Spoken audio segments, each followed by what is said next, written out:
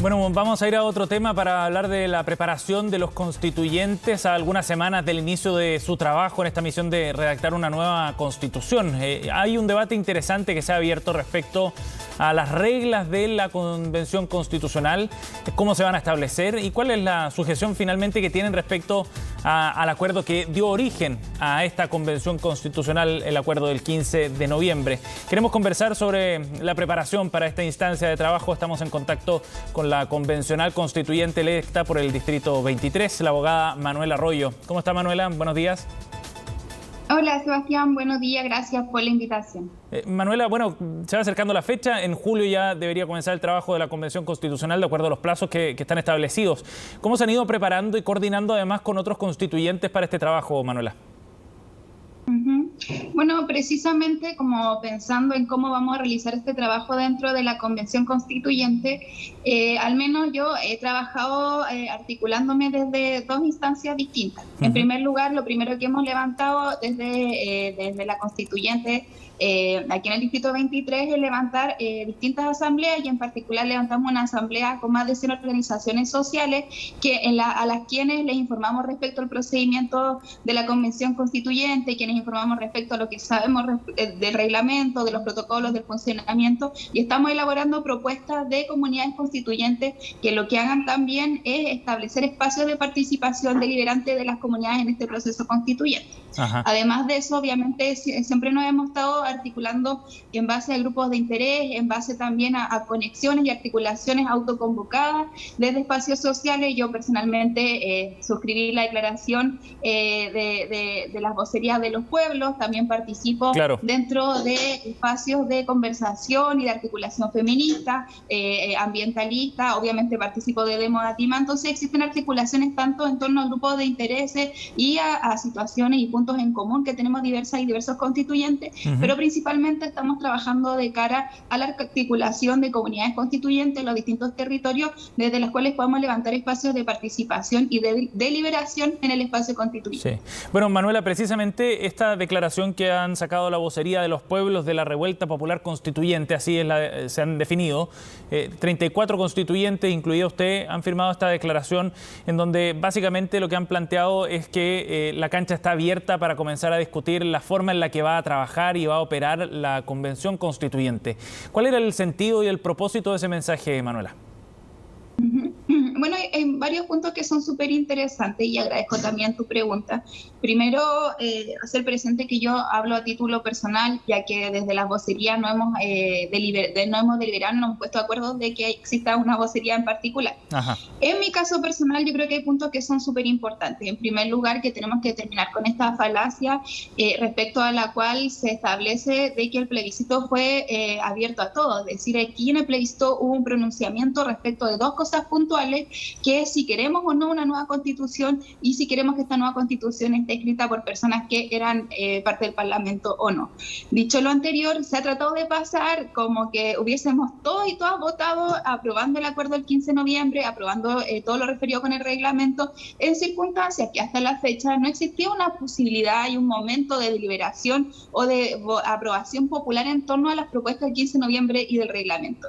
Y esto principalmente se da porque no existe, en primer lugar, el acuerdo del 15 de noviembre no está completamente acabado, y el reglamento tiene muchos puntos que hoy día deben ser analizados y que deben ser discutidos y deliberados. En ese sentido, un poco lo que yo hablé, y me hago cargo de mis palabras, que no vamos a aceptar ninguna imposición, tiene que ver con una propuesta procedimental respecto a la cual creemos de que la información, de que el reglamento no puede llegar y ser asumido sin una deliberación. Creemos que es súper importante pensar en la participación, pensar en cómo nuestras organizaciones, las comunidades se informan y también debaten en torno a cómo queremos levantar este proceso constituyente desde una invitación hacia un debate y no menos veto, menos coerción, y Manuela, pensar de que hoy día podemos construir una política no desde los acuerdos por arriba, sino empezar a deliberar ciertas formas de funcionar orientadas también principalmente a la participación. Sí, Manuela, para ser bien específico, hay varios puntos que abordar, pero en particular el reglamento lo van a definir los constituyentes con la aprobación de 2/3 de los mismos,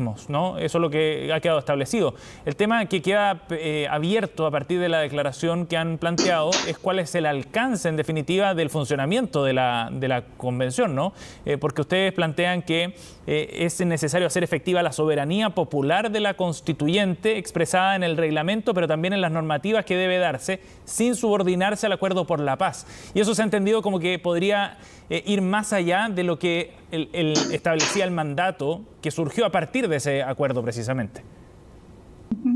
Sí, bueno, igual me parece súper interesante que si tú lees la declaración, en ninguna parte se refiere a los 2/3. Todo esto hacía una interpretación, a mi juicio, bastante de mala fe, que lo que busca es caricaturizar estas propuestas, cuando en definitiva lo que nosotros estamos planteando es que hay muchos puntos que tienen que estar en discusión. Por ejemplo, y por eso no nos vamos a subordinar a imposiciones que no estén discutidas. Por ejemplo, todo lo que tiene que ver con las inhabilidades. Sabemos que hay muchos constituyentes que tienen derechos de agua, que tienen derechos de propiedad, respecto a los cuales van a tener que debatir en torno al agua, y a nosotros nos parece que tienen que existir garantías de imparcialidad. Por otro lado, también me parece que es súper importante poner en discusión muchos aspectos del reglamento que hoy día no están, que están impuestos. Por ejemplo, yo leí una información de la CESPRES donde se establece de que se va a crear una 29 comisaría, 3 anillos de seguridad con policías afuera de la Convención Constituyente, y eso a nosotras, y a mí personalmente, no es algo que no nos parece. Es decir, ¿cómo vamos a seguir gastando en represión, en carabineros, no en forma de participación? Por la otra, no sé, hay muchos aspectos que no están tratados, que tienen que ver con si es que siempre va a funcionar en Santiago y replicamos este centralismo, o podemos tener un proceso constituyente que sea itinerante. También cómo incluimos a las personas con discapacidades, cómo también incluimos las lenguas de los pueblos indígenas. Entonces hay muchas cosas que deben ser deliberadas, hay muchas cosas que también tienen que ser tratadas, la secretaría, los funcionamientos, las comisiones, cómo funciona la paridad de ahí, cómo reconocemos los trabajos de cuidado. Entonces, lo que hablamos, no subordinarnos, es decir, no porque llegue un reglamento vamos a llegar y firmarlo. Es súper importante que participemos y que pensemos también cómo esta información la podemos bajar a las bases, cómo discutimos en torno a eso y cómo hacemos que no sea tan lento, porque también entendemos que existen plazos. Sí, claro. Entonces, la invitación, y creo que es el objetivo, es a conversar y a dialogar en torno a ello. Sí, Manuela, pero es interesante el punto porque de alguna manera se va delimitando, ¿no?, el alcance de esa declaración, porque se entiende que efectivamente el reglamento lo van a definir los constituyentes, pero respecto al cuestionamiento que hay sobre el acuerdo del 15 de noviembre, el abogado Jorge Contese, yo creo que lo resumía muy bien, decía que había una paradoja de este poder constituyente, ¿no? Decía, este poder es soberano, entonces no puede estar sujeto a formas jurídicas, dice, pero sin formas jurídicas, que en la práctica se remiten al acuerdo del 15 de noviembre, fue eso lo que posibilitó formalmente la instalación de este proceso constituyente. Bueno, sencillamente no hubiera existido. Sin esa forma jurídica no existe, dice el abogado Contese. ¿Qué le parece a usted ese análisis, la forma en la que se está observando este proceso que da cuenta finalmente de que usted está donde está y el resto de los constituyentes están y estarán sentados en ese lugar gracias al acuerdo político también, que es una respuesta a la presión política de la calle? No hay duda del origen de toda esta instancia en la calle, pero formalmente el acuerdo es lo que posibilita esto.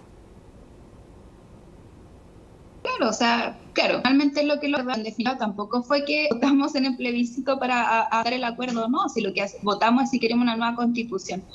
Y esa invitación a la discusión no se hubiera dado sin esta declaración, y a mí eso me parece súper interesante, porque hoy día estamos hablando en las redes sociales, en los medios de comunicación, del alcance del poder constituyente y de la necesidad de generar acuerdos políticos que sobrepasen, digamos, las diferencias que podamos tener, y la propuesta que hacemos desde las vocerías, pero yo personalmente, tiene que ver con sentarnos y decir, ya, esto va a funcionar de una determinada forma, pero vamos a seguir funcionando entre 4 paredes, con reglamentos hechos, con estructuras hechas respecto a las cuales tenemos que acatar a estas imposiciones sin debatirlas. Y precisamente yo creo que es lo contrario, de que hoy día tenemos que legitimar este proceso constituyente pensando en la participación, pensando en la educación, pensando en el debate, pensando en que la gente que está en la casa diga, pucha, sí, en verdad, esto es un poder constituyente nuevo, existe una propuesta, yo creo, a mí me parece esto, ¿cómo lo hago llegar a mi constituyente? constituyente, cómo nos comunicamos, cómo trabajamos. Entonces, esos temas, creo que la invitación a debatir en torno al alcance de la soberanía y del poder constituyente es precisamente eso, a decir, hoy día tenemos que cambiar las cosas y que tenemos que legitimar este proceso desde la participación y no desde la imposición de normas preestablecidas. Y creo que desde ahí es súper importante pensar cómo también generamos garantías democráticas en este proceso que den cuenta de que no exista represión a las formas de protesta, que no exista represión ni criminalización a los disensos y a la protesta social, y es ahí precisamente donde también exigimos garantías y voluntades políticas en torno a generar paz en este proceso constituyente. Manuela, ¿y eso no excede el mandato con el cual fueron convocados a redactar esta nueva Constitución? Porque así como usted dice, votamos el 25 de octubre por un plebiscito, ¿no? Para ver si es que los chilenos querían una nueva Constitución o no. Pero eso era un mandato bien específico también, ¿no? La convocatoria para ustedes, a quienes nosotros los chilenos elegimos a convocar en esta convención constituyente, a los 155, con un mandato muy preciso. Cuando ustedes ponen sobre la mesa ciertas garantías democráticas y hablan, por ejemplo, de la necesidad de desmilitarizar la Araucanía, se refieren a los presos políticos, etcétera, y otros puntos asociados, ¿no excede las facultades, no excede el mandato que le dio el pueblo de Chile en las últimas elecciones? Es que precisamente ese es el objetivo y la gracia que tiene una Constitución. La Constitución es una norma que establece garantías y principios. Y desde ahí creo que es súper importante que uno de los principios fundamentales dentro de los derechos constitucionales, por ejemplo, el debido proceso, el derecho a la libertad de expresión, el derecho a la protesta y el límite que están dados, cuáles son los límites de la Constitución están dados por el propio constituyente.